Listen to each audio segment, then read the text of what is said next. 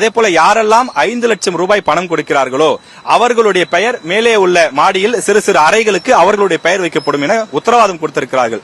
ஆனால் அப்படி யாருடைய பெயரும் இந்த கட்டிடத்திற்கு வைக்கவில்லை என்றும் இங்க இருக்கக்கூடிய அந்த வியாபார சங்கத்தை சேர்ந்தவர்கள் குற்றச்சாட்டை முன்வைக்கிறார்கள்.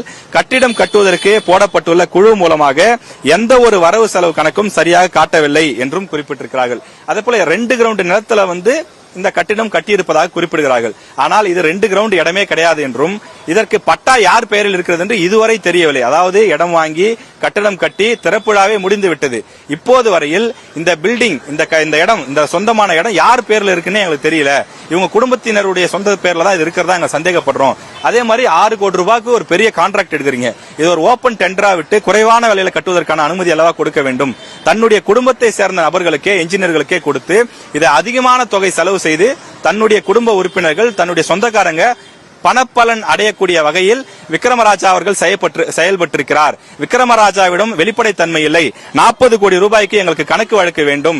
ஏன் வியாபாரிகளுடைய பணத்தை இப்படி வீணடிக்கிறீர்கள்? ஏன் பொய் கணக்கு காட்டுகிறீர்கள்?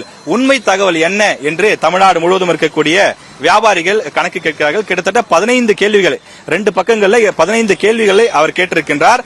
அதுல பாத்தீங்கன்னா தமிழ்நாடு வணிகர் சங்க பேரமைப்பினுடைய பதிவு செய்யப்பட்ட அமைப்பின் சங்கம் இது பதிவு செய்யப்பட்ட அமைப்பு தானே, அப்படியானால் இதற்கென்று பல ரூல்ஸ் இருக்குல்ல, அந்த ரூல்ஸ் எல்லாம் ஏன் கடைபிடிக்க மாட்டேன்றீங்க அப்படின்னு கேட்டிருக்காரு. அதே போல கட்டிடம் கட்டுவதற்கு கொடுக்கப்பட்ட சிவில் கான்ட்ராக்டர் யார் அப்படின்னு சொல்லி கேட்டிருக்காரு. ஒவ்வொரு வருடமும் நடத்தப்படும் மாநாட்டுக்கு பல கோடி வசூல் செய்யப்படுகிறது. அதற்கான வரவு செலவு கணக்குகள் எங்கே? இப்படி பல கேள்விகள் கேட்கப்பட்டிருக்கிறது. இந்த கேள்வி கேட்கக்கூடிய நபர்கள் எல்லாம் தொடர்ந்து அவர்கள் இங்கிருந்து அப்புறப்படுத்தப்படுவதாகவும் மிரட்டப்படுவதாகவும் இந்த அமைப்பிலிருந்து நீக்கப்படுவதாகவும் திரு விக்ரமராஜா அவர்கள் மீது குற்றச்சாட்டுகளை வியாபாரிகள் அடுக்குகிறார்கள். ஒவ்வொரு வியாபாரியும் மளிகை கடையிலும் டீ கடையிலும் பெட்டி கடைகளிலும் கஷ்டப்பட்டு உழைத்து சம்பாதித்து நமக்கென்று ஒரு சங்கம் வேண்டும், நமக்கென்று ஒரு பாதுகாப்பு வேண்டும், அப்போதுதான் நாம் தலைநிமிர்ந்து வாழ முடியும், நமக்கு ஒரு துணை வேண்டும் என்று சொல்லிதான் இந்த பேரமைப்பிலே அவர்கள் இடம்பெறுகிறார்கள். அப்படி வியாபாரிகள் காலை முதல் நள்ளிரவு வரை வேர்வை சிந்தி உழைத்து அந்த வரி பணத்திலே அவர்கள் உழைக்கக்கூடிய பணத்திலே கொடுக்கக்கூடிய அந்த விஷயத்திற்கு முறையான கணக்கு வழங்க வேண்டும் என்பதுதான் இங்க இருக்கக்கூடியவர்களுடைய அந்த கோரிக்கையாக இருக்கிறது. 5 மாடிகள் இருக்கிறது. கீழே பாத்தீங்கன்னா பார்க்கிங் இருக்கு. ஃபர்ஸ்ட் ஃப்ளோர்ல பாத்தீங்கன்னா தலைமை அலுவலகம், 2வது ஃப்ளோர்ல பாத்தீங்கன்னா கருத்தரங்கு கூடம், மேல 3rd ஃப்ளோர்ல பாத்தீங்கன்னா சர்வீஸ் அபார்ட்மெண்ட் இருக்கு.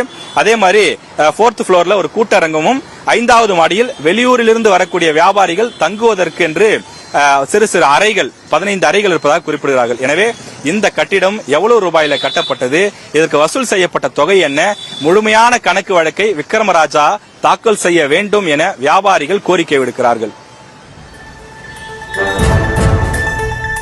வியாபாரிகள் எழுப்பியிருக்கக்கூடிய புகாரை நாம் பதிவு செய்திருக்கிறோம். கூடுதல் விவரங்களை வழங்கியதற்கு நன்றி ராஜேஷ்.